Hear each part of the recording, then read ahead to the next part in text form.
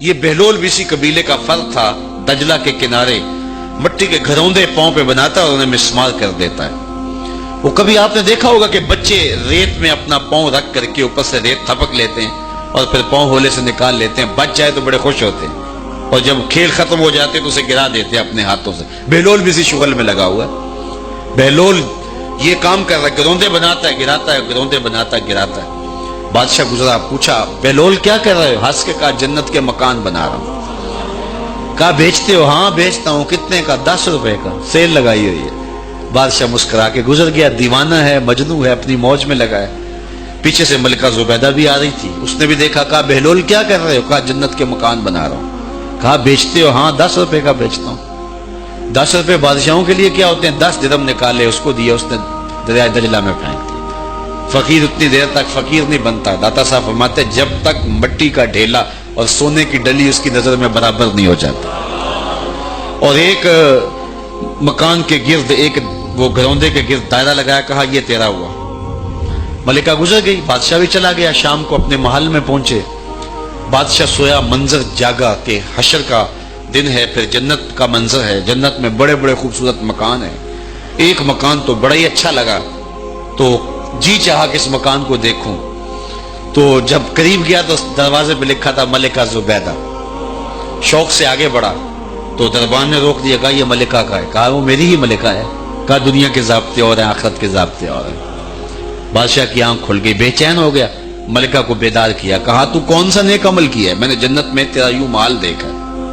ملکہ کہنے لگی وہی معمول کی نمازیں، وہی سب کچھ، کوئی نیا کام تو میں نے کیا نہیں۔ ہاں یاد آیا، کل گزر رہی تھی، دجلہ کا کنارہ تھا، وہ جسے لوگ مجذوب کہتے ہیں، وہ جو دیوانہ کہلاتا ہے، وہ بہلول، وہ جنت کے محل کہتا تھا، وہ بنا رہا تھا۔ میں نے کہا چلو کوئی بات نہیں، فقیر ہے، 10 روپے کیا ہوتے ہیں؟ تو میں نے 10 روپے کا ایک محل خریدا تھا۔ بادشاہ سر پکڑ کے بیٹھ گیا، وہ تو مجھے بھی کہتا تھا۔ میں دیوانے کی بات سمجھ کے گزر گیا۔ اگلے دن بادشاہ قصدن گزرا۔ جب قصدن گزرا نا تو دل دھڑک رہا تھا کہ کہیں مجذوب پھر آج مل جائے اور اسی موج میں ہو تو کام بن جائے۔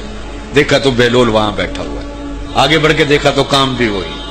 بادشاہ پھر رک گیا، پوچھا بہلول کیا کر رہے ہو؟ اب دل دھڑک رہا تھا کہ مجذوب ہے، کوئی اور بات کہہ دے تو چلو اچھا ہو کہ وہی جواب دے دے۔ اس نے وہی جواب دیا، جنت کے محل بنا رہا ہوں۔ بادشاہ کا کچھ دل ٹھہرا، پھر کہا اچھا بیچتے بھی ہو؟ ہاں ہاں بیچنے کے لیے بنا رہا ہوں۔ بادشاہ ادھر جیب میں ہاتھ ڈال رہا ہے اور ادھر پوچھ رہا ہے کتنے کا؟ کہا آدھی حکومت لگے گی۔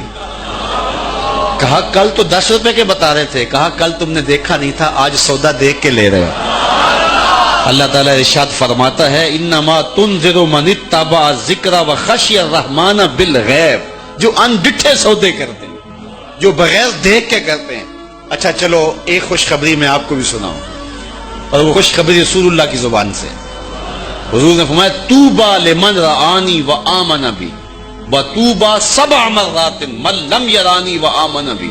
فرمایا صحابہ تمہیں مبارک ہو ایمان کی کہ تم نے مجھے دیکھا اور میرے اوپر ایمان لائے، اور کہا انہیں 7 مبارکیں ہوں جنہوں نے مجھے دیکھا بھی نہیں ہوگا اور پھر بھی ایمان لائیں۔